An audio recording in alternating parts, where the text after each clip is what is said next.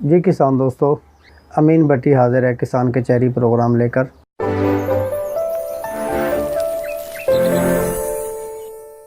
दोस्तों, जैसे कि पिछली वीडियो में हमने कपास के लिए ज़मीन की तैयारी के बारे में बताया, आज हम बताएंगे कि सीड कैसे आपने लेना है।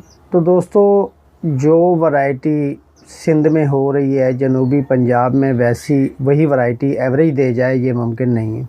और फिर होता क्या है कि हम लोग जब देखते हैं कि सिंध में फ़लाँ वैरायटी ज़्यादा हो रही है, उसकी एवरेज 50-60 मन आ रही है, तो वही वैरायटी हम लोग बहावलनगर फोर्टाबाद में काश्त करने की कोशिश करते हैं दूसरे इलाके में, तो उसकी एवरेज नहीं आती। फिर हम लोग डिसहार्ट होते हैं कि जी हमने लगाई थी, नहीं होती। किसान दोस्तों, ऐसा नहीं है। आप कुदरत को पहचानें। अल्लाह तबारक व तआला ने हर इलाके के मौसम अलग रखे हैं और सीड ने उगना होता है। सीड जैसा भी हो, अल्लाह ताला का निज़ाम है। और सीड को उगने के लिए किसी भी खाद की ज़रूरत नहीं होती, उसका नम होना ज़रूरी है। अगर आपका सीड नम है तो उगेगा, तंदुरुस्त है तो उगेगा। अब आपने देखना क्या है कि किसी वैरायटी पे नहीं जाना। आपके इलाके में जो वैरायटी ज़्यादा हो रही है उसी वैरायटी को चुन लें और उसके मोटे मोटे सीड छांटी कर लें।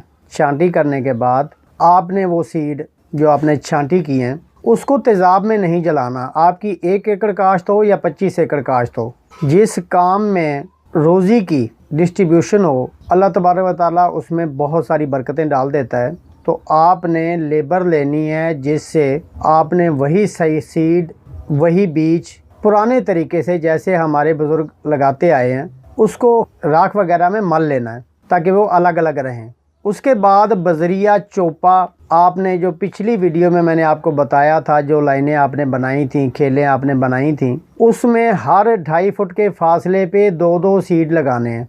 2-2 सीड लगाने के बाद ये आपके 12,000 सीड लगेंगे और 12,000 सीड जो है इसका वज़न 2.5 से 3 किलो होगा। अगर बहुत छोटा सीड आपको मिला है तो 4 किलो 5 किलो भी हो सकता है। 5 किलो से ज़्यादा तो लगता ही नहीं है एकड़ में। तो अगर आपका 3 किलो सीड लगा है तो वो भी बचत आ जाएगी। और आने वाले वक्त में जब आपकी जर्मिनेशन हो जाती है तो आपने उसमें से बीमार पौधे निकाल देने हैं। दोस्तों याद रखें, हाई pH लेवल वाली ज़मीनें जो है हार्ड होती हैं और खेलियां बनाने से उसकी पैदावार बढ़ जाती है। किसान दोस्तों, अगर आपने 1 एकड़ में 6,000 पौधा लगा दिया और एक पौधे की औसत आधा किलो काटन हुई तो इंशाल्लाह आप 75 मन, उसकी आधा किलो के हिसाब से 75 मन औसत बनती है। एक पौधा अगर आधा किलो काटन दे और 6,000 पौधा हो तो 3,000 किलो बनता है, 3 टन यानी 75 मन।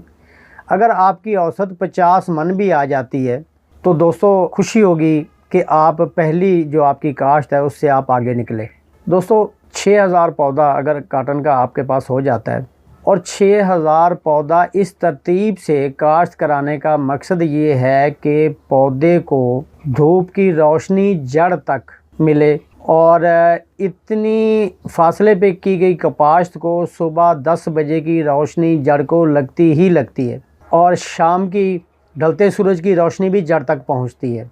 एक चीज़ आपने करनी है कि एक लाइन में जब आप 2.5 फुट पे 2-2 सीड लगा रहे हैं तो दूसरी लाइन में आपने पौधे के सामने पौधा नहीं लगाना। 2 पौधों के सेंटर में पौधा आना चाहिए ताकि धूप आने का फासला बढ़े, आपके पौधे को भरपूर धूप मिले, रोशनी मिले, हवा मिले, जिससे आपकी कपास के फूल नहीं गिरेंगे, पौधा जी भर के नाइट्रोजन लेगा और आपकी एवरेज बढ़ जाएगी। दोस्तों एक ख़ास ख्याल रखें कि आपने अपने जो पौधों की जर्मिनेशन जब हो जाती है और आपका पौधा एक बालिश के बराबर हो जाए तो उसमें से आपने छिदराई लाजमी करनी है। बीमार पौधा निकाल देना है और तंदुरुस्त पौधा रख लेना है। आज हमने बात की कि आपने पौधा कैसे काश्त करना है, सीड कैसे काश्त करना है, और सीड पे ख़ास तौर पे मैं फिर आपकी तवज्जो दिलाऊंगा कि आपके इलाके में जो वैरायटी एवरेज देती है, जो वैरायटी आपके इलाके के मौसम को बर्दाश्त करती है, आपने वही काश्त करनी है। अगली वीडियो में हम लोग आपको खादों के बारे में बताएंगे और कपास पे ये प्रोग्राम चलते रहेंगे। चैनल को सब्सक्राइब कीजिए, बेल आइकन को दबाइए, जिससे कि मेरी आने वाली वीडियो आप तक नोटिफिकेशन उसका पहुंच जाएगा। तो अगले प्रोग्राम तक के लिए अल्लाह हाफिज़। अमीन भट्टी का सलाम।